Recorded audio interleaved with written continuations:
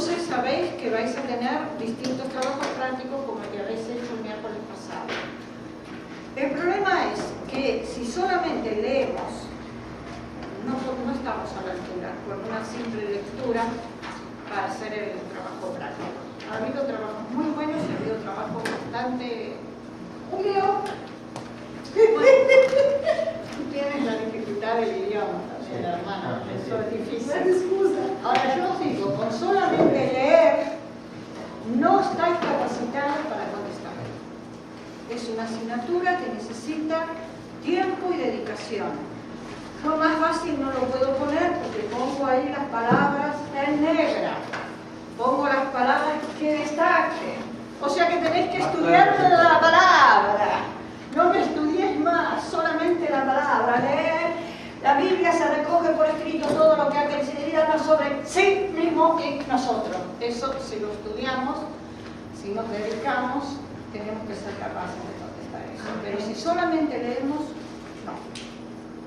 Entonces, de ahora en adelante, por favor, tenemos trabajo práctico para la lección 7, 8 y 9. La 9 es muy poco. Solamente las palabras. Pero para la semana que viene tenéis que hacer el trabajo, ¿os acordáis? El trabajo que tenéis que hacer de la lección 7, desarrollarlo con, ahora lo voy a poner el ejemplo, con vuestras palabras, pero de todo. De todos los puntos, 3 o 4 renglones, de acuerdo, y tiene que ser presentado con ordenador. Yo os voy a dar el trabajo, pero me lo tenéis que devolver porque hay que mandarlo al CESTAF. ¿Me puedo hacer una fotocopia ahora?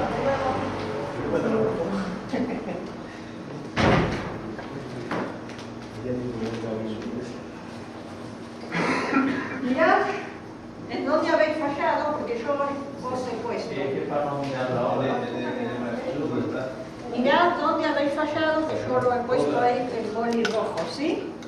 Luego llorar. No. Lo tiene José Luis porque lo hicieron en conjunto, ¿verdad? ¿Lo hicieron en conjunto? José Luis, ¿lo hicieron en conjunto? Sí, lo hicimos los dos juntos, cierto. ¿Quieres mirarlo y se lo das a Lorenzo para que Lorenzo se lo dé a María Jesús? Vale. ¿Me puedes poner el ejemplo, por favor, Raúl, de cómo tienen que hacer una vez más el ejemplo? ¿Qué necesitan? El ejemplo de cómo tienen que hacer el trabajo práctico para la semana que viene sin falta. ¿Dónde estaba eso? Las diapositivas anteriores. La 7. Ejemplo, lección número 7, nombre de la asignatura, hermenéutica, nombre del alumno, fulano, fulano, fulano y tal. Título de la lección, requisitos del intérprete y, a continuación, desarrollar todos los temas. Todos los temas, no hay un tema de las 7, todos los 8 temas. Hay 8. Y la siguiente es, la presentación tiene que ser esta, porque luego si no me lo van a rechazar en el CESTAF. No, la anterior, la mía, la que yo hice. No, pero no la tengo. No la tienes aquí, vale. ¿Os acordáis más o menos cómo era? Bueno, entonces... Del 7, ¿no? De lo que dimos en el De otro la día. 7, de la 7, de la 7, de la 7, de la 7, de la 7. Entonces, 8 temas. ¿Lo tienes? Sí, así. Yo resumí los puntos que había hecho. Tienes que desarrollarlo. Más hay que desarrollar eso. Primero, después a mí, La internet, digo yo. La 7. Aquí estamos en una clase coloquio. Estamos en el coloquio, estamos hablando de temas de la clase, no estamos hablando de la examen. La lección 7.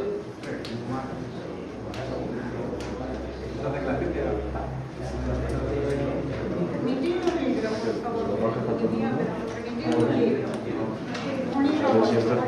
Esto era especial. 7. Un variable de la Biblia debe llenar ciertos requisitos y tiene el requisito A y luego hay un desarrollo del requisito A, punto número 1 y punto número 2. Todos lo tenéis que poner en vuestras palabras. Punto B, tener un verdadero deseo de conocer la palabra de Dios. Poner versículos también. Poner los versículos también. A continuación del B tenéis un solo punto. Debe tener responsabilidad objetiva. ¿Qué quiere decir esto para vosotros? Guardarse las opiniones personales, hacer un desarrollo. C, tener reverencia a Dios y un espíritu humilde. Punto 1, punto 2. Son 8 puntos y todos los tenéis que desarrollar en vuestras palabras. Todos. Yo lo que he hecho, porque lo tengo hecho, es que, por ejemplo, ese mismo, yo he cogido lo que pone aquí en el número, lo he puesto a mi manera, pero no punto 1 ni punto 2, sino en todo el punto 1 y en el punto 2. No, hay que desglosar punto 1 y punto 2. Ah, ¿sí? Así como lo tenemos en nuestro libro, desglosar. Punto 1, punto 2. Entonces se lleva A, B, C. varias hojas. Son varias hojas. Tú tienes, me has puesto ahí en tu trabajo 2 o 3 renglones, pero tú tienes una letra muy grande. Entonces, si yo te lo hago en el ordenador, eso me ocupa renglón y medio. No te lo aceptan. No te lo aceptan porque a mí me piden una cantidad de letras, de espacios interlineales, un tamaño de letra, y eso se reduce a medio folio, no te lo aceptan. Tiene que ser un trabajo un poco elaborado, desarrollado, bien hecho, con puntos y con subpuntos, ¿vale? Vamos a la lección número 8. Entonces tiene que ser así, ¿no? Para el miércoles que viene, acordaos. Yo ya lo tenía hecho. Que luego ya tenéis otro trabajo, a partir del miércoles que viene tenéis otro trabajito. Página 25 de vuestro libro. El próximo trabajo práctico es lección 7, 8 y 9.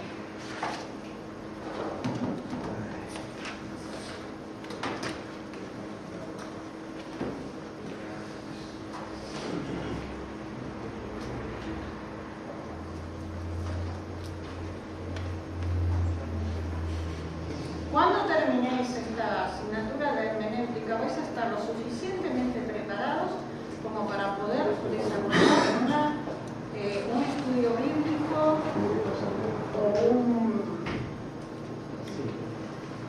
un estudio, simplemente un estudio bíblico, o poder desarrollar una predicación, y veremos si tenemos tiempo para que alguno salga aquí adelante y la exponga de acuerdo a todo lo que hemos estado estudiando.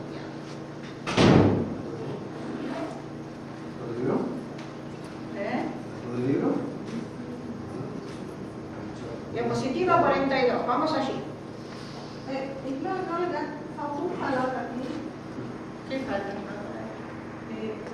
La Biblia es un libro sencillo, pero que no te necesitamos.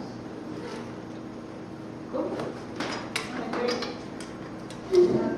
La Biblia No es un pero libro. que falta una palabra, necesitamos. Bueno, ahora corríjalo a medida que nosotros vamos leyendo. Si falta una palabra, la agregas ahí. ¿Vale? Al trabajar con la Biblia debemos comprender que se trata de un libro especial que tiene origen divino. Que no me ponga divino, le voy a dar un tirón de oreja. ¡Divino! Bueno, pero aquí no Divino. lo ponen. Lo ponen, porque lo tengo aquí.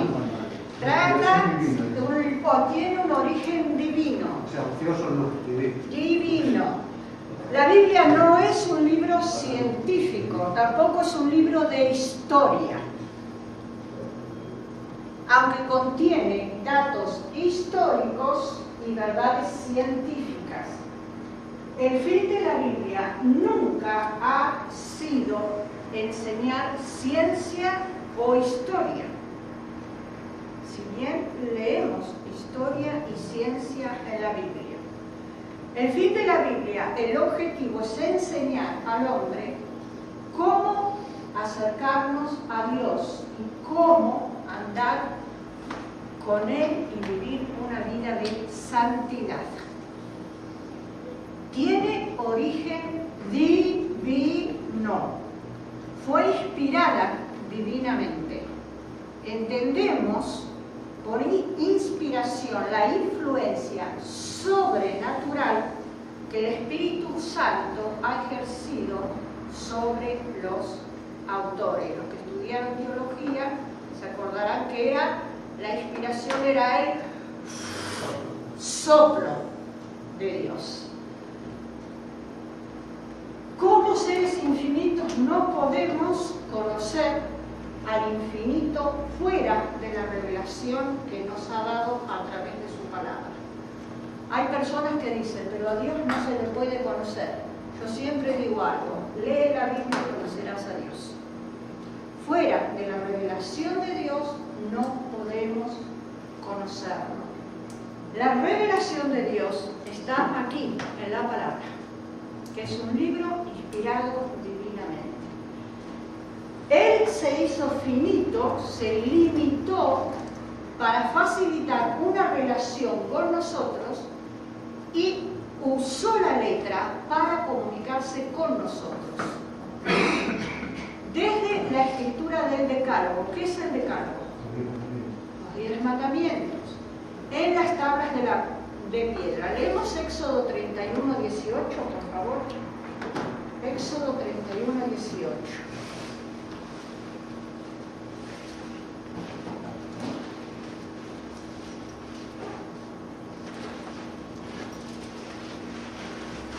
A mí me gusta 17, 31, 18. ¿Quién lo tiene? Que lo diga alto. A ver. Y dio a Moisés, cuando acabó de hablar con él en el monte Sinaí, 2 tablas de testimonio, tablas de piedra escritas con el dedo derecho. Ahí está. A mí me gusta comprobar siempre lo que tenemos en nuestros apuntes, porque entonces tenemos una enseñanza mucho más sólida, no es invención nuestra. La Biblia, y eso creo que todos vamos a decir un amén muy alto, no es un libro sencillo. ¿Verdad? No es un libro sencillo. Por eso necesitamos al Espíritu Santo, para interpretarla y para entenderla. Un momento, yo necesito que aquí no está faltando algo. Sí, aquí pone otra cosa. Está totalmente diferente. Claro, porque lo que yo hago es, del libro que vosotros tenéis, hago un resumen, no puedo transcribir todo el libro a las diapositivas. Eso es un resumen de lo que vosotros tenéis en el libro. Lo importante es que las palabras en negro que salen ahí, sí que las tenéis en el libro, aunque No, les no, digo no que está. ¿No está? Necesitamos, Sí. es que necesitamos, no está en negrita. Pero no hay si que no está resaltar en nada. negrita. Está subrayado. Está yo lo digo en subrayado, negrita. Pero que no tengo. Lo que vosotros tenéis que tener en cuenta es esta, que está destacada. Pero que Yo lo dije en las clases pasadas, que lo que está subrayado no vale trabajo práctico ni tema de exámenes, porque yo quise resaltar una enseñanza. Lo dice de otra manera, pero que no importa. Al fin y al cabo, Claro, que yo no puedo transcribir todo el libro, si así me tiré meses transcribiendo. Lo importante es, necesitamos, ¿está destacado ahí? Necesitamos, ¿está destacado? No está en No, no está destacado. No está destacado, está subrayado, por lo tanto no lo tengáis en cuenta a la hora de hacer el examen porque está subrayado, Y lo dice de otra manera. simplemente porque yo he querido realzar o reafirmar una enseñanza. Vale, pero no confunde, hermanos, no confunde. Necesitamos al Espíritu Santo para interpretarla y entenderla. ¿Amén? Amén. Sin el Espíritu Santo no podemos entender lo que es la Biblia. Pedro mismo, que caminó al lado de Cristo, menciona que en ocasiones se batalla para entender todo lo que Pablo escribió. ¿Quién me lee, por favor, 2 de Pedro 3:16? Segunda de Pedro 3:16. ¿Quién lo tiene?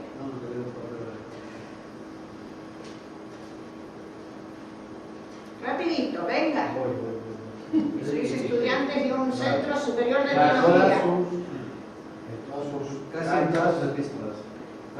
Bueno, que lea uno, no En todos. todas sus cartas, Pablo les ha hablado de esto, aunque algo de lo que dicen ellas no es fácil de entender, por eso no las entienden la gente ignorante ni los que no confían en Cristo, y luego las explican mal. Lo mismo hacen con toda la Biblia y por eso Dios los castiga. Muy bien. Si Pedro decía de Pablo que a veces no se podía entender lo que Pablo escribía, ¿cuánto menos entenderemos nosotros? Debemos de asimilar que estamos limitados a entender la palabra de Dios. Muchas cosas las podremos entender fácilmente. Hay pasajes bíblicos que son medianamente comprensibles, son fáciles de entender. Pero otros pasajes, otros textos de la Biblia requerirán de mucho esfuerzo y dedicación. O sea que cuando abrimos la Biblia, no siempre que abrimos la Biblia vamos a entender absolutamente todo lo que leemos. Necesitaremos esforzarnos para entender lo que dice. Necesitaremos dedicarnos. Y por favor, cuando no entendamos un texto, un pasaje de la palabra, no lo parquemos a un lado. No lo entiendo, lo dejo ahí. Yo creo que cometemos un error. Que cuando no entendemos un pasaje es cuando más nos debemos aplicar para poder entenderlo. Porque muchas veces nuestra tendencia es esa. No lo entiendo, lo dejo de lado, no investigo, no me esfuerzo, no me dedico y lo voy a seguir sin entender toda la vida. Y son los pasajes a los que más nos debemos de dedicar. Dios ha puesto oscuridad en algunos pasajes de la Biblia para servir a sus propósitos. No tratemos de pasarnos de listos nosotros declarando claridad donde no lo hay. ¿No lo tienes ahí en tu...? Sí, está aquí. Está. ¿No lo tienes en tu libro? Punto número 3, aquí abajo. No me lo traes. Sí lo tienes porque yo tengo sí. aquí Sí, y está sacado de aquí. sí. La Biblia recoge por escrito todo aquello que es la palabra de Dios, lo que Él ha querido darnos a conocer de sí mismo y también sobre nosotros mismos.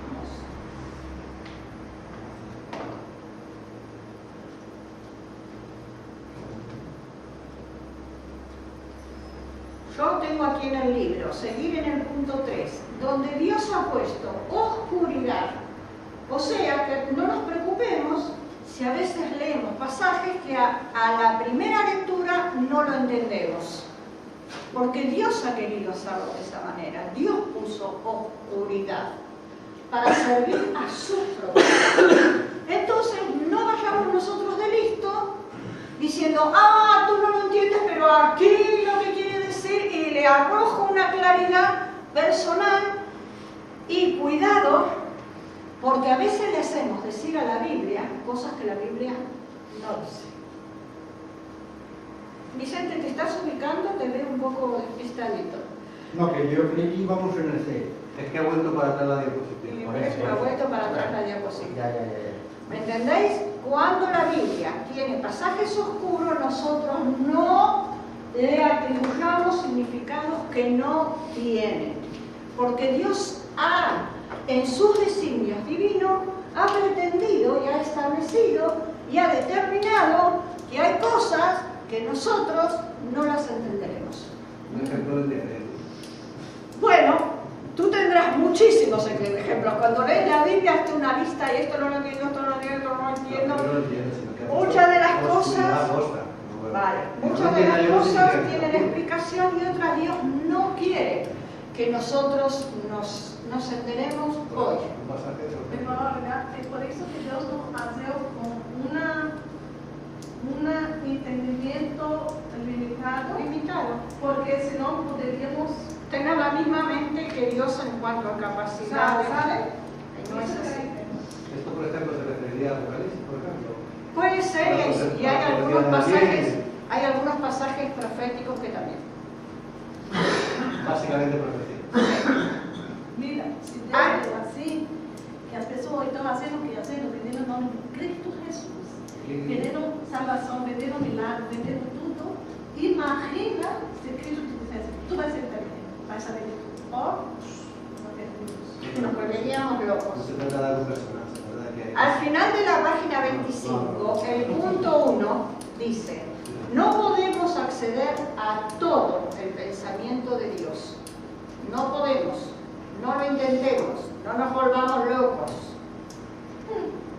El propósito de la hermenéutica no es rebuscar en la Biblia hasta forzar claridad a las partes que Dios ha determinado que permanezcan como un misterio, sino dejar bien comprensible el resto.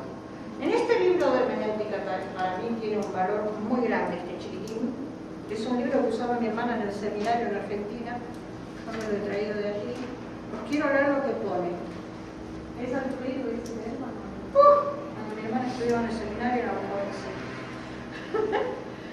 Dice, punto 6, no esperes siempre comprenderlo todo. De modo que Jesús, el Hijo, el Dios hombre, es inescrutable e incomparable por la mera sabiduría humana, así su palabra es muy alta en su divina enseñanza. Y la mente humana no es capaz de comprender todas sus profundidades. Dios ha prometido revelarlo todo por medio de su Espíritu al alma humilde que viene como un niño al pie de Cristo. ¿Os acordáis uno de los requisitos que necesitábamos? La humildad. Necesitamos humildad para aprender la palabra de Dios.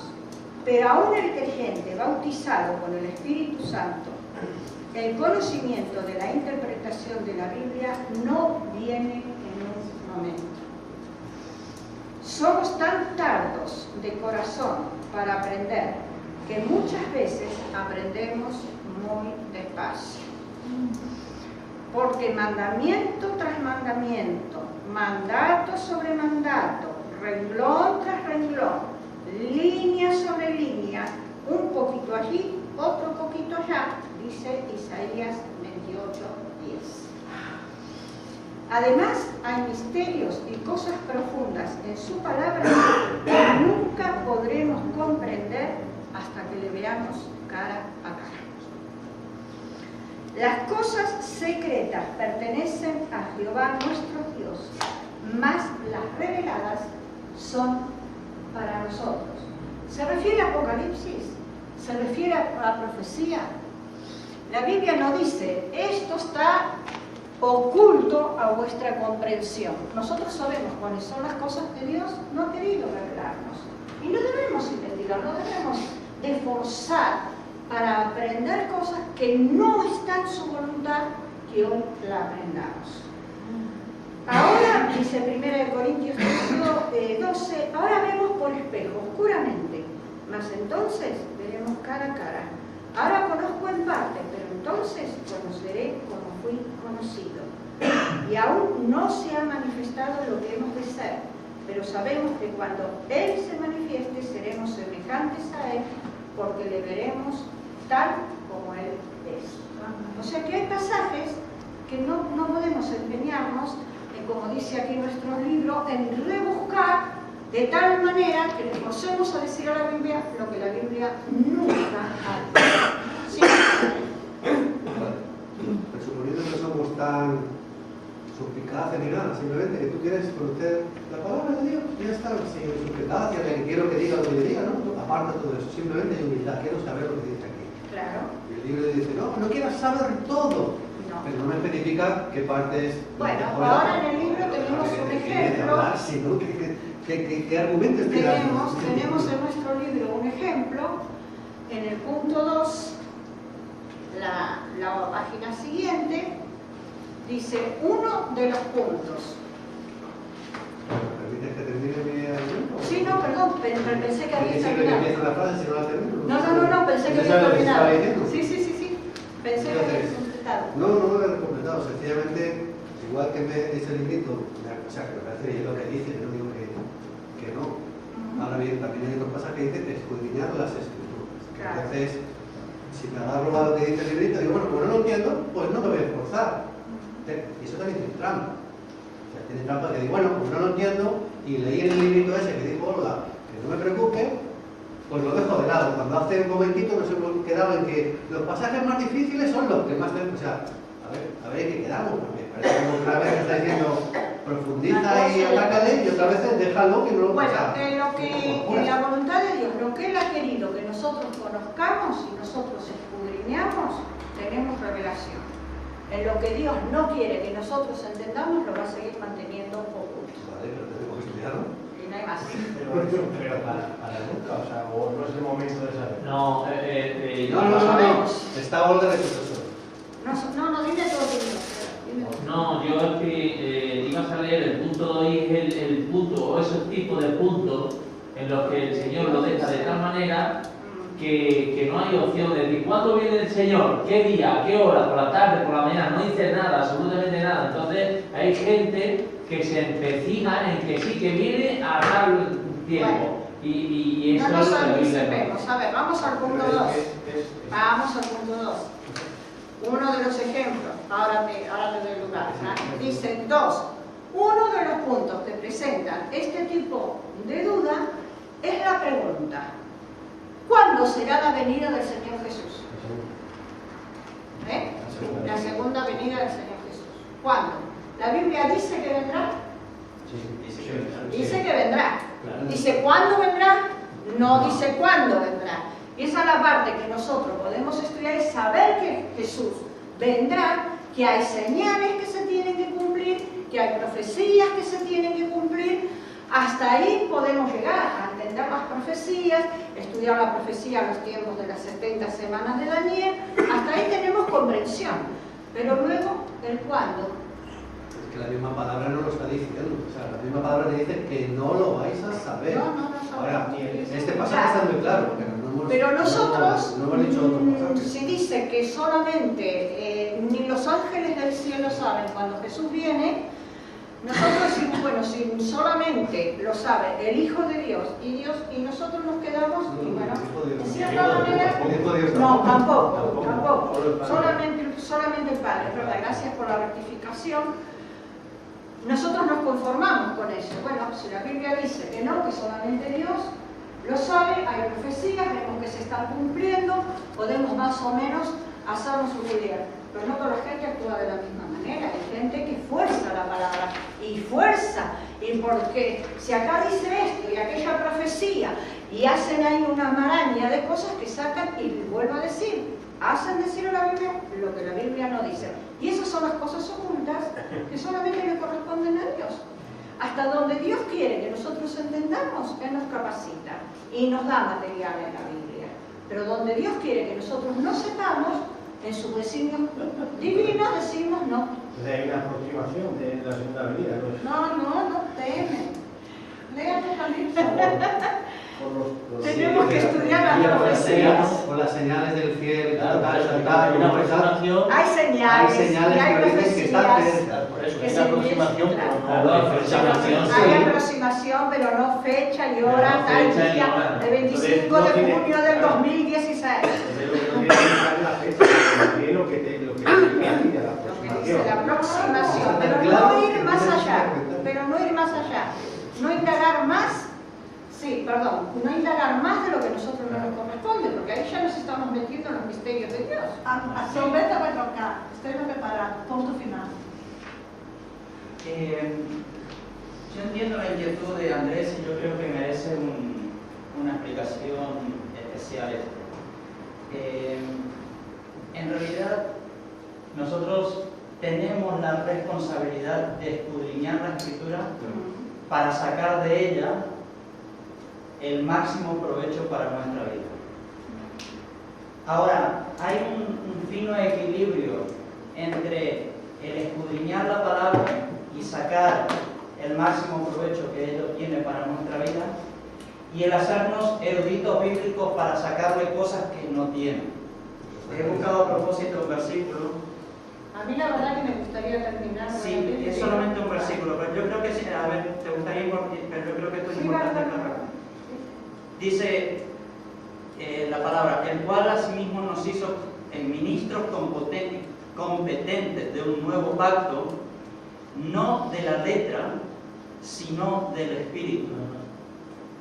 Nos hizo ministros competentes de un nuevo pacto, no de la letra, sino del Espíritu. Y bueno, ahí lo que sigue a continuación es lo que conocemos, porque la letra mata, más el Espíritu vivifica. Entonces hay una profundidad espiritual que a veces, por más que nos empecinemos en el estudio, no vamos a acercarlo, porque forma parte, compete al misterio que Dios encierra en su palabra. Ahora, su palabra es revelada para nosotros, y nosotros, pues allí, y claro, a veces queremos escarbar, pero somos ministros competentes de un nuevo pacto espiritual, no de letra, ¿no? Entonces ahí encontrar ese equilibrio. Yo creo que, aunque y entiendo el anhelo de a veces en el profundizar en el estudio para entenderlo todo, no vamos a entenderlo todo. Me parece que hay un medio de explicar más, ¿sabes? Porque yo no pretendo entender lo que Dios me ha dicho que no voy a entender, porque si no sería un idiota, o sea, directamente. Si Dios me ha dicho no lo vas a entender. Yo estoy haciendo referencia a lo que es el conjunto de la palabra en su totalidad. O sea, lo que dice la doctrina, lo que dice la... No estoy hablando porque la hermenéutica no es solo para las partes que Dios ha querido tener en cuenta, sino para cosas a veces que son claras. Es que en realidad en la doctrina y todo eso no vamos a tener... Que no, hay 500 años de conflicto, de 2 años que todavía no se ha resuelto, hay un montón de cosas que unos dicen blanco, otros dicen verde, otros dicen azul. Para eso es lo que quiero yo la hermenéutica, para saber cuál de los señores tiene razón. Pero son esos 500 años ahí es un tema que en realidad es por la tercaridad del hombre, ser terco, más que si se hace un análisis de la palabra. Vamos a palabra. aclarar un poquito con el tema que sigue. Pero ahí están llamando tercos a unos y a otros no, y a lo mejor los dos son Bueno, se va a aclarar un poquito, se va a dilucidar en la lección siguiente. Vuelvo a leer el punto 2. Uno de los puntos que presentan este tipo de dudas es la pregunta: ¿cuándo será la segunda venida del Señor Jesús? Pone, hay varias posiciones teológicas al respecto, y sabemos, pero lo cierto es que la Biblia no lo declara abiertamente, porque así lo determinó Dios. Punto. Él no quería que supiéramos con exactitud cuándo. Lo que sí es que va a suceder. Y eso es lo que Él permitió que nosotros conozcamos. En este tipo de casos es mejor no dogmatizar. Nos hacemos dogmas a veces, sino mantener una actitud abierta hacia las otras posiciones, aun cuando no concuerden con la propia. Ese es uno de los temas que Dios no dijo abiertamente. Dijo, enviaré a mi hijo, vendrá nuevamente mi hijo, pero no dijo cuándo. Dios probablemente dejó este asunto abierto porque diferentes personas necesitan distintas perspectivas. El punto D dice, haremos bien en recordar las palabras del gran evangelista Moody, donde la Biblia habla, yo hablo. Donde la Biblia calla, yo no. Eso es sabiduría a la hora de hacer exégesis. Entonces no corremos el riesgo ni de impacientarnos, ni de adulterar, ni de torcer, ni de retorcer la palabra de Dios. Un intérprete nunca debe apartarse por el camino de su propia sabiduría, haciendo a un lado la sana doctrina. Sana doctrina está subrayado, pero no será un tema que yo tome en el trabajo práctico. Está subrayado porque es algo que yo quiero resaltar. Lo que está resaltado es sabiduría. Un intérprete nunca debe apartarse por el camino de su propia sabiduría, haciéndole decir a la Biblia lo que la Biblia no dice, forzando en más negro, nada más. No podemos acceder a todo el pensamiento de Dios, lo que hemos leído antes. Uno de los puntos que presentan este tipo de preguntas, ¿cuándo será la venida? Sabemos que vendrá, no sabemos cuándo. Este tipo de casos entonces mejor no hacer un dogma.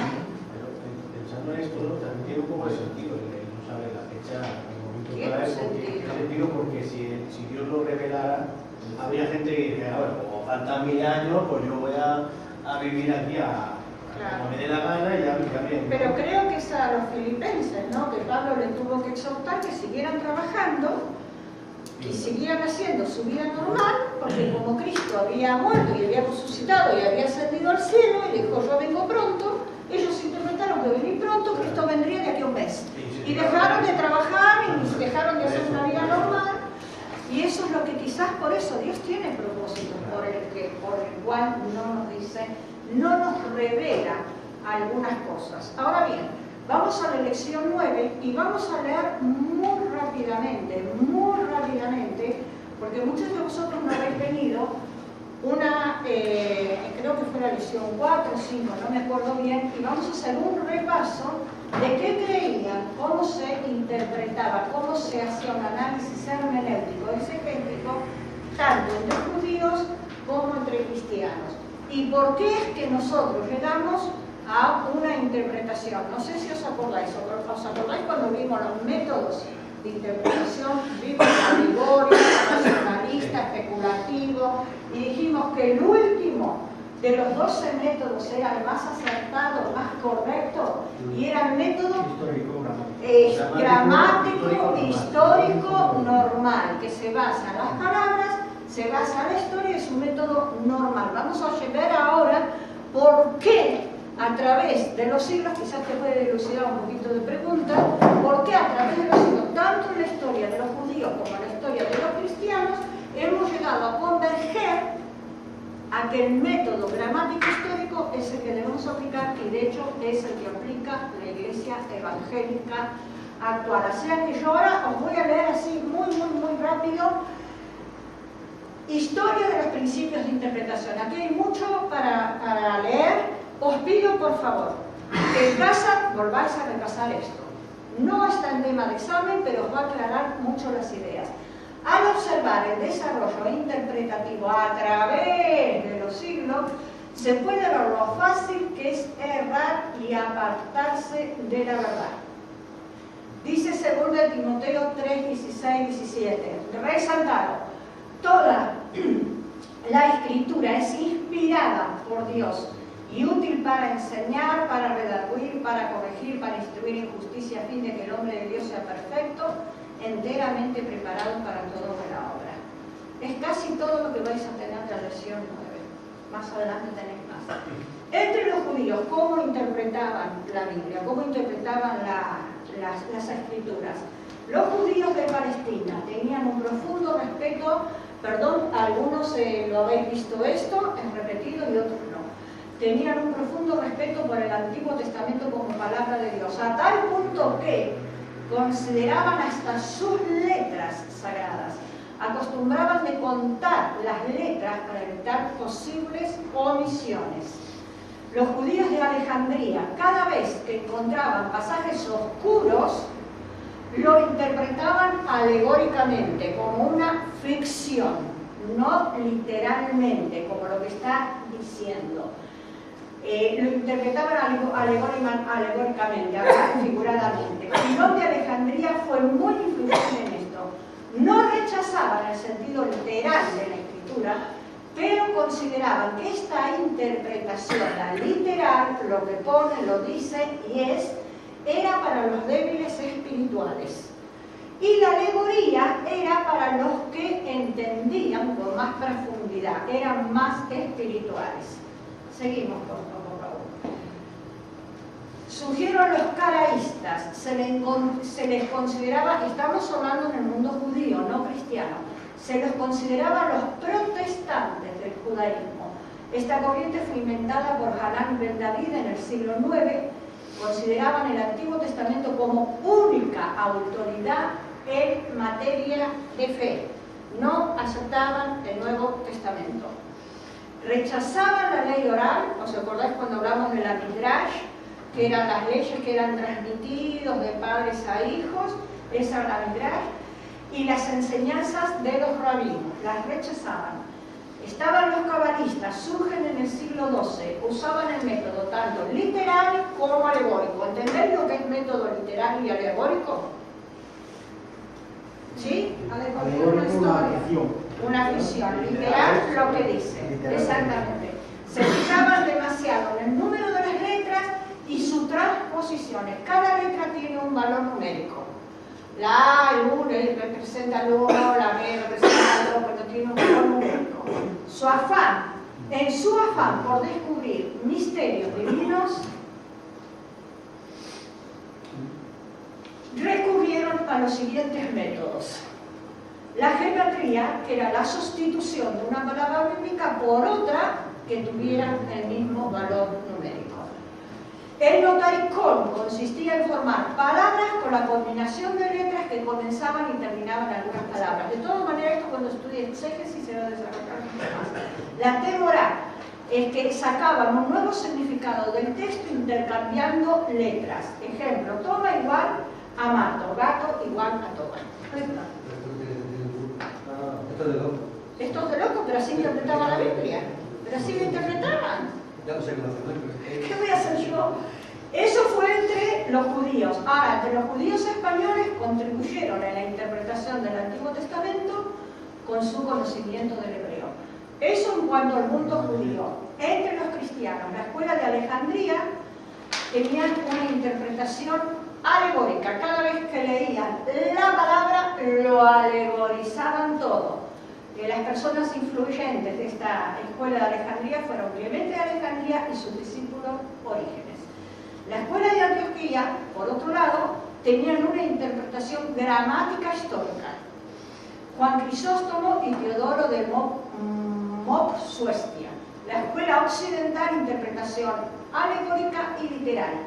Se destacaron Hilario, Ambrosio, Jerónimo y Agustín. ¿Habéis visto el desastre que hubo a través de los siglos? No solo entre los judíos, sino entre los cristianos, a la hora de hacer una exégesis bíblica. ¿Alguien se enteraba de algo? Imposible. Durante la Edad Media, desde el siglo V al XV, hubo una profunda ignorancia del conocimiento de la Biblia. Es un 1000 años. El interés por la Biblia desapareció casi por completo, porque no sabían cómo interpretarla. Incluso la Iglesia Católica había prohibido leer la Biblia en forma personal. La de la media era del 1500, ¿no? Sí, ahora vamos a ver un poquito de esto. Nadie leía la Biblia, casi por completo. El interés por la Biblia desapareció casi por completo al considerarla de un modo místico.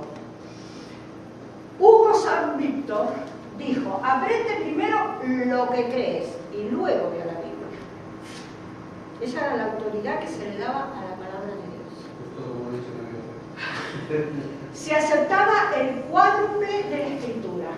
Si la querían interpretar los doctores, la interpretaban de 4 maneras: literal, tropológico, que es un sentido figurado; alegórico, significa otra cosa diferente; y analógico. ¿Quién establecía qué parte de la Biblia debía de interpretarse analógicamente o topológicamente? La Iglesia Católica. Los estudios consistían en la lectura de una versión de la Escritura y la exposición de los padres de la Iglesia, ya que se los aceptaba como una interpretación correcta. ¿Quiénes fueron los padres? ¿Quiénes fueron los padres de la Iglesia? O los padres apostólicos. Fueron aquellos como Clemente de Roma, quienes eran contemporáneos con los apóstoles. Vivieron en el mismo tiempo de los apóstoles o muy poquito tiempo después. Fueron enseñados por los apóstoles mismos. Lino llegó a ser uno de estos padres de la Iglesia, padre apostólico. Lino está mencionado en 2 de Timoteo 4:21. Llegó a ser el obispo de Roma después que Pedro fue martirizado y Clemente sucedió a Lino. Por lo tanto, ambos, Lino y Clemente de Roma, son considerados padres apostólicos. Y bueno, sigue, otro era Policarpo, Pablo, Bernabé, Clemente de Roma, Ireneo de León, Ignacio de Antioquía y Policarpo de Esmirna. Seguimos. Comienza la Reforma. Durante el Renacimiento se volvió de nuevo a los textos originales. Se desechó todo lo que la Iglesia había establecido como norma para estudiar la Biblia. Se vuelve a los textos originales. O sea que hubo un retroceso, pero que al final fue un beneficio para la hermenéutica. Daba más autoridad a la versión latina de la Biblia, la Vulgata. ¿Alguien sabe lo que era la versión latina, la Vulgata? ¿Qué era? La traducción de San Agustín. No. Es una traducción de la Biblia, la primera traducción de la Biblia hebrea y griego a latín,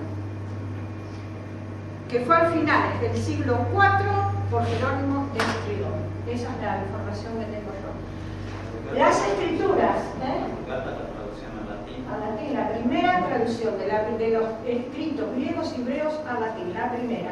Muchas iglesias aún la usan. Sus postulados, sus referentes, sus principios, la escritura era la única norma de fe y conducta. Por un lado, volvieron hacia atrás y se basaron solamente en los textos originales, pero en la Reforma hubo un gran avance exegético. ¿Por qué? Porque establecieron que las escrituras, ningún otro libro, era norma de fe y conducta. Una regla de fe. Regla o norma, es lo mismo. Norma de fe, corregirlo, es lo mismo. Norma de fe y conducta. La escritura, se estableció en la Reforma, debe interpretar a la escritura. No varían los dogmas, no varía lo establecido por la Iglesia Católica. Esto, la escritura debe interpretar a la escritura, es conocido como la analogía de la fe. Y establecieron en la Reforma, donde se hizo un gran avance exegético, a pesar de las opiniones encontradas de Lutero y de Calvino, a pesar de sus opiniones encontradas, fue donde se estableció el sistema por el cual debemos interpretar la palabra. Ellos dijeron y establecieron que la tradición de la Iglesia no tenía ninguna autoridad. Seguimos.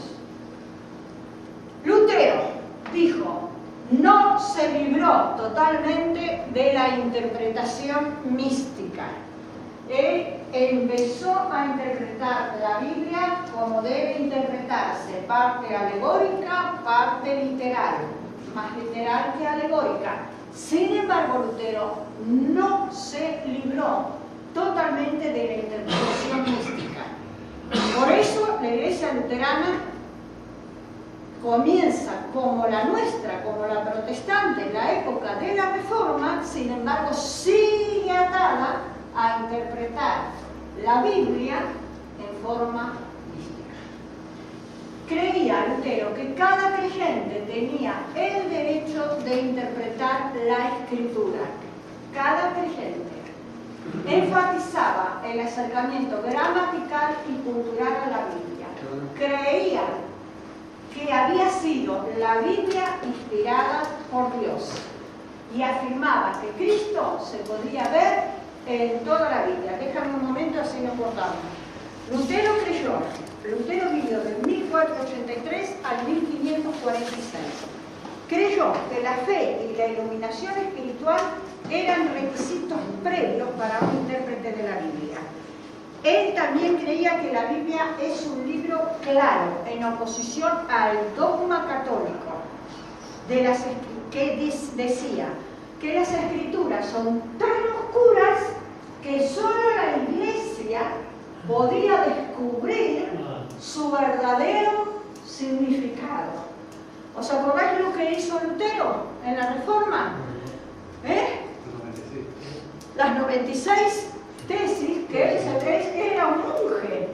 Y él se reveló cuando leyó la Biblia, pudo extraer una Biblia que la tenía prohibida, porque la iglesia la prohibía de leer a cualquier persona. Nadie podía interpretar la Biblia por sí mismo, a pena de muerte. Él un día se esconde, busca una Biblia y lee el pasaje que lo caracterizó a él fue el de la gracia. No somos salvos, somos salvos por gracia. Y él se rebela en contra de ese y escribe 96 tesis y las clava en la puerta de la catedral donde él, como una protesta. Sin embargo, dice, aseguraba que la Biblia debe verse de modo totalmente distinto como vemos las demás producciones literarias. También mantuvo que la Iglesia no debía determinar lo que enseñaban las Escrituras. Determinar lo que enseñaban las Escrituras, que fue una rebeldía y una oposición muy convincente, sino que era al revés. Eran las Escrituras que debían determinar lo que la Iglesia enseñaba. Se estaba haciendo totalmente al contrario. Rechazó el método alegórico de interpretación de las Escrituras, llamándolo basura, escoria y un montón de trapos obsoletos. Calvino. Espera, que yo iba a preguntar. Dime. Terminar hasta el final. ¿Qué significa una interpretación mística? Místico, todo es místico, no tiene un significado tan espiritual y tan misterioso que no lo podemos entender. Entonces, para ellos, prácticamente el 99% de la palabra era místico, y como es místico y no lo podemos entender, pues es un poco lo que estábamos discutiendo antes. Sí. Solo que vosotros habéis centrado solo en un versículo de no sabemos la venida, y yo digo que eso puede pasar si aplicamos lo otro con una aceleración. Bien. Seguimos, la otra. ¿Está aclarado? Sí, que es como Calvino. Místico, podríamos poner inentendible. Inentendible sería un buen calificativo. La práctica, decía Calvino, la práctica y la teoría iban unidas. Pensaba que el método alegórico era un arma de Satanás para oscurecer la verdad de la Biblia. Aquí tenéis trabajo, marcar las palabras. No veía a Cristo en cada pasaje. Cuando Lutero decía que en el Antiguo Testamento ya se reflejaba la obra de Cristo, Calvino en contraposición no veía a Cristo en cada pasaje. Sin embargo, era un gran exégeta. Se piensa que era el mejor de sus tiempos. Afirmaba que el profeta debía ser interpretado a la luz de la historia y de la cultura. Agrego, es probable que era el más grande exégeta de la Reforma en general. Estaba de acuerdo con los principios expresados por Lutero, generalmente. Él también creía que la iluminación espiritual es necesaria y consideraba la interpretación alegórica como una artimaña de Satanás para conocer el sentido de la Escritura. ¿De dónde sale este principio? La Escritura interpreta a la Escritura de Calvino. Él sostenía y afirmaba, y era su frase favorita, la Escritura interpreta la Escritura. Aludía a la importancia que le daba al estudio del contexto, la gramática, las palabras y los pasajes paralelos. Él no compartía la opinión de Lutero de que Cristo se halla en todas las partes de la Escritura. Por ejemplo, no entendía y no veía la figura de Cristo en los salmos mesiánicos. A pesar de algunas diferencias, los principios hermenéuticos expresados por esos reformadores habrían de convertirse en los más grandes principios rectores para la moderna interpretación protestante ortodoxa. ¿Seguimos? La Iglesia romana en el tiempo de la Reforma apenas progresó políticamente, no sabía interpretar la Biblia. Daba más autoridad a la versión latina de la Biblia. Vulgata. Seguimos. O sea que aquí la Iglesia Católica tuvo un retroceso absoluto. Y lo que tuvo mucho auge, sobre todo en Holanda y en Inglaterra, fue, a partir de la Reforma, el establecimiento de la Iglesia luterana y calvinista.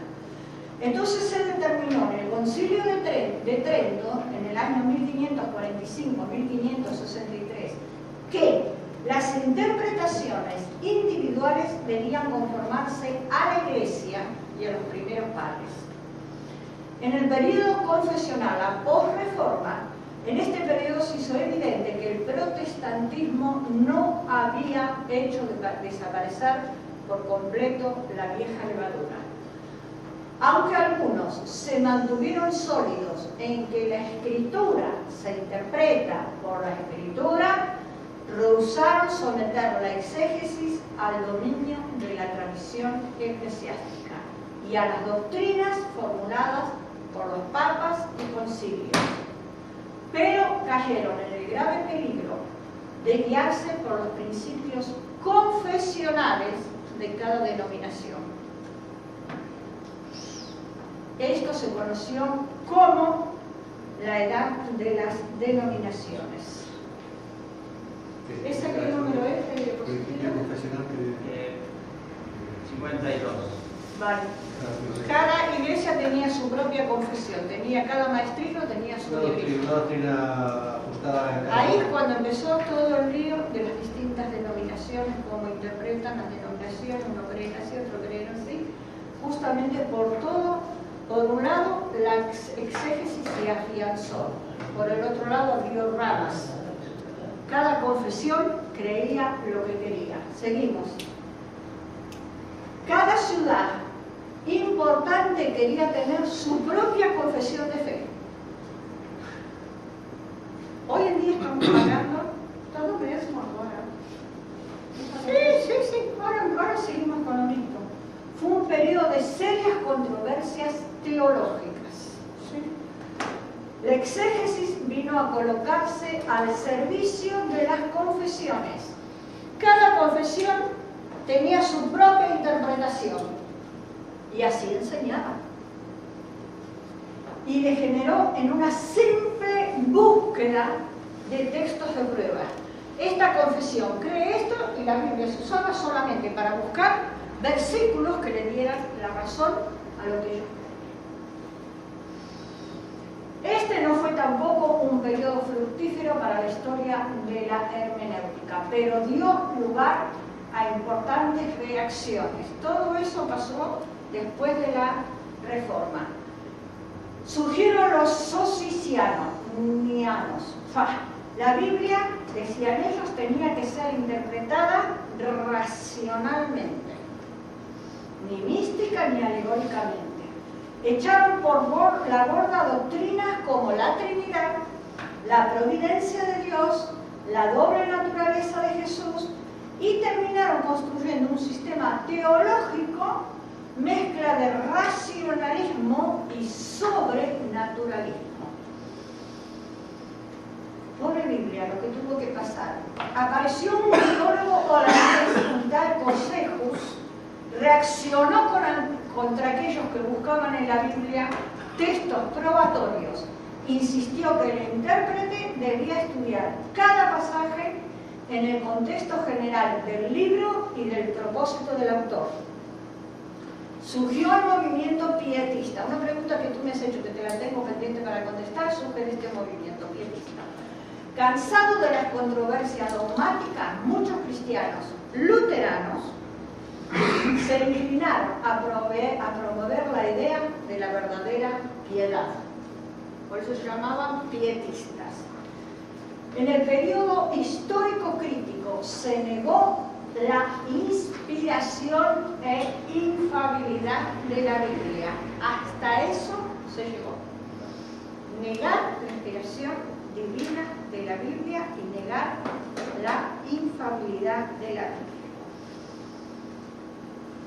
En este periodo, adhiriéndose a la historia de una inspiración que variaba en grado según las diversas partes de la Biblia. Allí donde el grado de inspiración era mínimo se admitían errores e imperfecciones. En este periodo histórico crítico se decía, la Biblia no es inspirada por Dios, la Biblia contiene errores.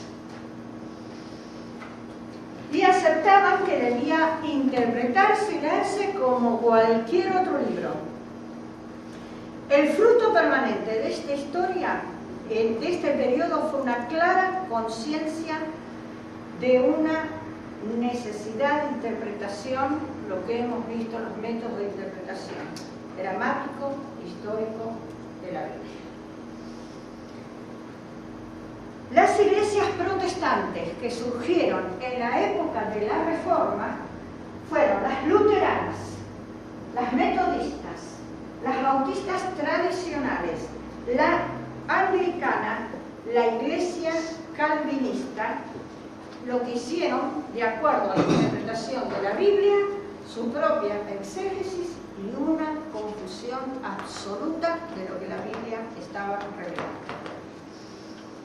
Todo esto, ¿a qué llevó? A que se puso un acuerdo de que la Biblia, la mejor manera de interpretarla, ya no era ni alegóricamente, ni místicamente, ni racionalmente, ni especulativamente, y la Iglesia evangélica a partir de ahí empezó a tener una interpretación conservadora que es la gramática histórica normal. ¿Alguna pregunta? No sé qué de dietista. No, a ti personalmente, una pregunta que me has hecho tú. Nace de una, que todavía está esa corriente de los dietistas. Cuando te has referido, por ejemplo, al movimiento, a lo que en los tiempos de Lutero, que la Iglesia Católica buscaba en la palabra, o lo que trataba era de poner la palabra al servicio de lo que ellos pensaban. Es ahí donde también, por el tema de los libros apócrifos, donde los conducen para reforzar sus dogmas y X de cosas. Posiblemente, no lo tengo claro, posiblemente, pero sí fue en la época de la Reforma donde se empezaron a emitir los libros apócrifos. Ir a la página 28.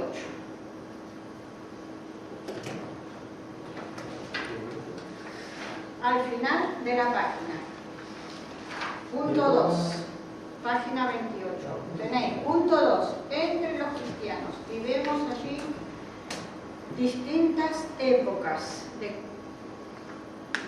la interpretación bíblica. ¿Lo tenéis? Página 28.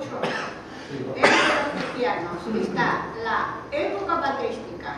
Hay un desarrollo del tema, ¿sí? Luego, escuela de Antioquía. 3. Escuela occidental. ¿Lo tenéis? Sí. ¿Que lo subrayamos algo? Eso, por favor, leerlo en casa. 28, leerlo en casa. Nada más. Del 28 al final. Del 28, de cuando empieza la época patrística en adelante. Escuela Antioquía y Escuela Occidental también. Todo, hasta el final de la lección. 29. Todo hasta el final. Luego más adelante tenéis la escuela histórica, cómo interpretarlo, lo que pasa es que si damos todo esto acá. El 1, el 2 y el 3, ¿no? Todo, de la escuela patrística en adelante, hasta la página yo os voy a decir. La escuela de Schleiermacher en la página 34. La escuela de Hensberg en la página 35. Empezamos en la 28. Todo leerlo hasta... A ver, escuela de Hensberg. Hasta la página 36. Entonces de la 28 a la 36 ya está. De 28 a 36 leerlo todo, que vais a tener una idea del desarrollo de la exégesis a través de los tiempos, no solamente como lo interpretaban los judíos, sino después de la reforma, de la posreforma, de la época del confesionalismo, que es lo que empezaron a creer los cristianos. Ya veis que hasta este punto no se tenía con claridad, no se sabía con claridad cómo debía interpretarse la Biblia. Lo que eso trajo muchísima confusión a cada vez que se quería leer la palabra de Dios. Diapositiva 62. Sí, acá tenemos todo lo que tenéis que leer. La escuela gramatical, la escuela histórica, reacción contra el racionalismo, la reacción contra el racionalismo, una reacción y contrarreacción, inventos para superar el método histórico gramatical, hasta que se llegó a este método histórico crítico. Esto, bueno, lo vamos a dejar ahí. Leerlo en casa es la tarea que tenéis. El 62 ya no lo pongas. No. 62. Tenemos 15 minutos. Empezamos la lección 10. Estamos rayados, pero vamos, si quieres hacer... No. Vamos bien. No, fica mucho. Sí, no, si de eso no tenéis que hacer examen, no tenéis que hacer trabajo práctico, Sí, solamente una información para vosotros, para que veáis los caminos que llevó la interpretación de la Biblia.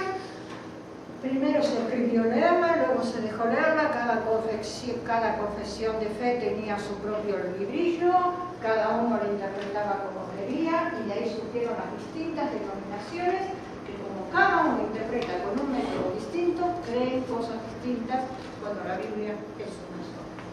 Es como agora, sim, não? Eu acho que somos, né? Yo creo que sí. Eu creio que agora sim. Lo que pasa es que hoy en día está un poco más diluido también. Lección 10, hermenéutica evangélica conservadora. El propósito es descubrir el significado, el propósito de la hermenéutica evangélica conservadora. ¿Qué es el sistema que usamos las iglesias evangélicas en la actualidad? A partir más o menos del siglo, una vez que se asentó un poco todas estas divergencias que había a partir del siglo XVII, el propósito fue descubrir el significado de lo que el escritor original deseaba comunicar a los destinatarios primitivos, para lo cual se llegó a una resolución que partió un poco de aquel concilio de Trento. Para lograr este propósito, la hermenéutica evangélica conservadora ha establecido 12 postulados, o razones, o fundaciones, o premisas. ¿El que no está ahí? 12 postulados que está en rojo, que se supone que lo tengo que subrayar, y en mi apunte no aparece. ¿No dice postulados? Pero No, no pone 12. pero no pone 12. Postulados. Bueno, Pone postulados. Revisamos. Pone postulados. Pone postulados. Y no hay más. Pone postulados. eso va con el procurador, ¿verdad? Pone postulados. Sí, pero no nos vaya a poner en el examen. ¿Cuántos postulados había? No, ahí es donde vamos, ahí es donde vamos. No voy a poner 12, no voy a preguntar cuántos, porque los vais a ver vosotros. Los 12 postulados, o las 12 razones, o los 12 fundamentos, o las 12 premisas que certificó la hermenéutica evangélica conservadora son los siguientes. Estos sí vais a tener que analizar. Los 12. Lo que está en el también tenemos que subrayar. Con eso. Dios existe. No les voy a pedir los 12 postulados, les pediré 6. 6.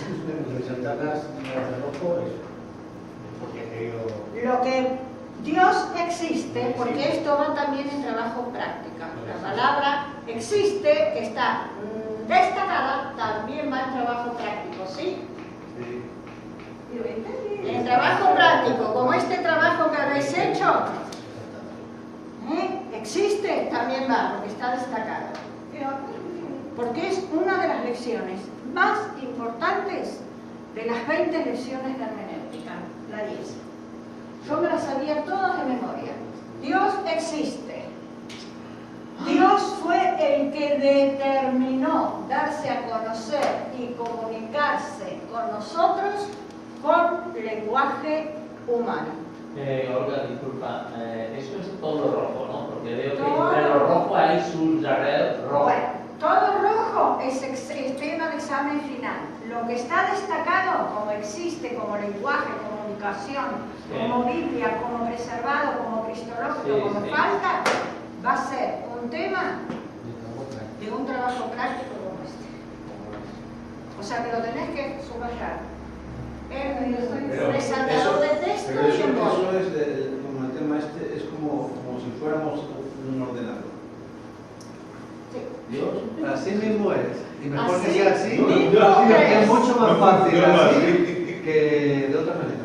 Te lo puedo asegurar que sí, porque yo lo estudié de otra manera. Yo lo estudié de otra manera y así no se los puedo dar. Así no se los puedo dar. Dios existe. Exactamente. Dios fue el que determinó darse a conocer y comunicarse con nosotros el lenguaje humano. El lenguaje es un medio confiable y eficaz de la comunicación. Cuando leemos e interpretamos la Biblia, debemos de saber transmitirla. Por lo tanto, usamos el lenguaje, que es un método confiable para poder comunicar lo que Dios estableció en la palabra. El lenguaje es un medio confiable y eficaz de comunicación. Si no tuviéramos comunicación entre los hombres, no nos entendemos. Dios habla por medio de la Biblia. La Biblia es la palabra de Dios, nuestro manual de regla y conducta, o de norma. Ahí me da igual si me ponen regla o norma, porque es la misma palabra. Es un sinónimo. El canon bíblico ha sido fielmente preservado. Nuestra Biblia no es falsa ni le falta nada. Lo que no admitimos son los libros apócrifos, los 7 libros, porque se evidenció que no son inspirados divinamente. Entonces no entran dentro del canon bíblico. ¿Cuál, no? Macabeo, Tobías, Ruth. Las escrituras son eminentemente cristológicas. ¿Qué quiere decir cristológica? Que hablan de Cristo. Nos hablan principalmente de Cristo desde el Antiguo Testamento. En la Biblia, Dios habla por medio de escritores humanos. Según la Pedro, esto está destacado. Ah, sí, no. ¿Está destacado? ¿Todo o solo el 1.21? 1.21. Y son versículos que van a salir en el examen. A mí no salieron. Esta. Pues yo no entendí, ¿no? Hay que escribir cantidad de versículos de memoria.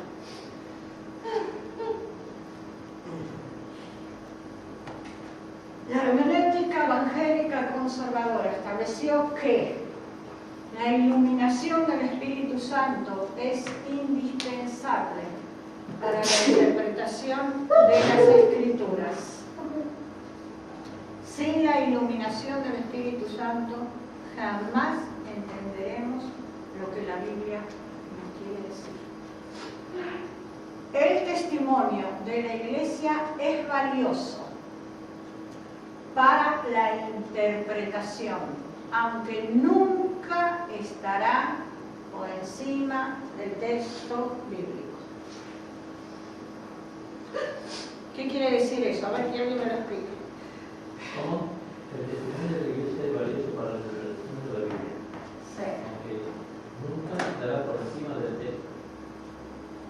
interpretamos por eso? Claro que aunque la Iglesia quiera expresar un versículo de teología en pasaje, nunca se aproximará a la perfección a como está escrito. Sí. ¿Lo interpretas así, Luis? ¿Qué dices, Andrés? No, lo dice literalmente, el testimonio de la iglesia es valioso, o sea que hay que tenerlo en cuenta para interpretar la Biblia. ¿Qué significa eso? Pero ¿Pero qué nunca estará por significa? ¿Qué encima significa de lo el que testimonio de la iglesia? Pues eso, Explícamelo con otras palabras. porque el texto que Dios ha escrito e inspirado por Dios es superior a lo que la iglesia quiera, si le quiere cambiar una palabra por otra. Bien, no. está bien. Si no quiere cambiar una alegoría que se pasa un poquito, Pero no. ¿a qué se refiere cuando dice testimonio de la iglesia? Que la iglesia que sea iglesia. Gracias, Andrés. ¿Qué dice la iglesia? ¿Qué dice? El testimonio. ¿Por qué el testimonio? Sí, porque la gente dice, a mí me pasó, a mí no sé qué, a mí Dios me dijo este pasaje. No, porque habla de iglesias, no habla de personas. ¿Por qué? Porque si la iglesia le interpreta la Biblia correctamente, entonces ella da su testimonio. El testimonio de la iglesia, como la transmite la palabra de Dios, ella no pasa por encima del texto, ella lee correctamente y no hace horrores. Como nosotros aquí, nosotros transmitimos la palabra correctamente y nosotros copiamos, escuchamos y seguimos porque él transmite correctamente. Sebas, El testimonio de la Iglesia muchas veces no está a la altura de las Escrituras, de lo que enseña la palabra. hemos visto cómo la iglesia, a través de las distintas etapas, ha interpretado, y no siempre desacertadamente, la palabra de Dios. Ese testimonio que ha tenido la iglesia, ya sea que interpretara alegóricamente o que interpretara místicamente o que interpretara literalmente, no debe de ser desestimado, debe de tomarse en cuenta. No debemos desecharlo. Si podemos llegar a las interpretaciones que entonces hacían. Pero, por sobre el testimonio, por sobre lo que la iglesia enseñaba, por encima del testimonio, lo que la iglesia estaba enseñando, debe ir el texto bíblico, nunca el método que ellos ejercían. ¿Sí? Es lo que quiere decir. Deben interpretarse las experiencias personales a la luz de las escrituras y no las escrituras a la luz de las experiencias personales. Yo tengo algo aquí y no lo tengo de ningún libro de hermenéutica que tengo yo, ni de exégesis, lo tengo de un autor que os va a gustar porque es Rick Warren. Rick Warren dijo: el asunto en la Biblia no es interpretar la escritura de acuerdo a tus opiniones o experiencias personales. Los sentimientos mienten, las emociones mienten. Debemos descubrir las verdades eternas de Dios y dejar que moldeen nuestra vida. La Biblia tiene dos propósitos, uno espiritual y otro ético. La revelación de la Escritura es progresiva. ¿Qué quiere decir esto? Que Dios va a seguir indefinidamente Revelando su palabra a su tiempo. ¿Cómo? Dios va a seguir revelando cosas hoy en día, aparte de lo que la Biblia No, nos revela a nosotros lo que está escrito. Pero Sebastián dijo otra cosa. Ya. Dijo que Dios seguiría revelando cosas nuevas, me pregunto yo. Sobre lo que está escrito, él te va revelando. Te da a entender lo que está escrito. Cuidado con esto, porque esto puede llegar a ser muy peligroso. Cuidado que las sectas nacen de esto. Dios me reveló. Lo hemos dado hace... Dios me dijo. No te dijo nada. La Biblia no te dijo nada. Porque el canon está cerrado. La Biblia misma lo pone. Cuidado el que agrega, añade algo a lo que ya está escrito. Algunos han hecho un nuevo apocalipsis. Claro, más también. La Biblia, en cuanto a la revelación progresiva, y esto es algo que me he dedicado mucho tiempo, leyendo 3 libros de teólogos. Terry Berghoff, que para mí es el mejor exégeta actual, pero fue más contemporáneo, y Weiter. Dice, no me acuerdo en cuál de los 3 libros, la Biblia en su integridad, tal cual la poseemos, no fue un Dios que repentinamente descendió del cielo. No fue así. ¿O sí? No. No. La Biblia se escribió en 1600 años. No vino así, caída del cielo, todo escrita, aquí la tienen, léenla, interpretenla. No. Sino que es el producto lento y gradual de muchos siglos. Las porciones sucesivas que Dios reveló de tiempo en tiempo se adaptaron a las variantes condiciones y necesidades de su pueblo. Por eso encontramos partes tan variadas, especialmente en el Antiguo Testamento, que parece que entre ellas se contradijeran. A veces el progreso fue lento e interrumpido por largos periodos de decadencia espiritual. Entonces no hubo revelación de parte de Dios. Dios calmó. Como los 400 años intertestamentario. Entre el Viejo y el Nuevo Testamento. Intertestamentario entre el Antiguo y en el Antiguo Testamento, que fue lo que más abarcó, el tiempo que más abarcó, también hubo tiempos en que Dios no hablaba. De acuerdo a la decadencia espiritual del pueblo de Israel. Surgiendo luego nuevamente en nuevos desarrollos de vida espiritual. Eso es la revelación progresiva. Dios fue revelando progresivamente, de acuerdo a la necesidad del pueblo.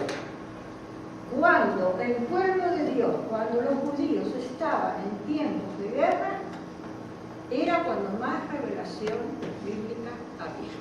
Por ejemplo, luego, que hay cosas, esto yo no, perdona, sepárate del lugar. Hay cosas que quizás, por ejemplo, leemos al final de la página 37, la revelación de las escrituras progresivas, ya termino. Lo que no queda muy claro al principio, Génesis, por ejemplo, se va aclarando conforme más adelante, cuando hay más revelación. Dios fue dando información más comprensible progresivamente. El hombre ya estaba más capacitado para entender. Igualmente, al ir teniendo el intérprete un conocimiento mayor, entenderá cada vez más. No se podía resumir la frase que dice: la revelación de las Escrituras, en vez de la palabra es progresiva, fue progresiva, y ya está. Bueno. Por eso está complicado. Fue, ya está. ¿Ya? Bueno. No, digo, es que Gracias, es sí. una manera de liarla solo por poner el tiempo presente. Bueno, yo qué quieres que te No, diga. pero Sí, que tienes te lo digo, razón. que te lo digo. Tienes razón. Fue progresiva. Muy bien, lo tendríamos que corregir. B. Un intérprete de las Escrituras debe ir con estas verdades que le evitarán caer fácilmente en errores. ¿Dónde estás? En B. En B. Creo que hasta aquí. La siguiente, pero lo dejamos aquí. ¿Cuál es la siguiente?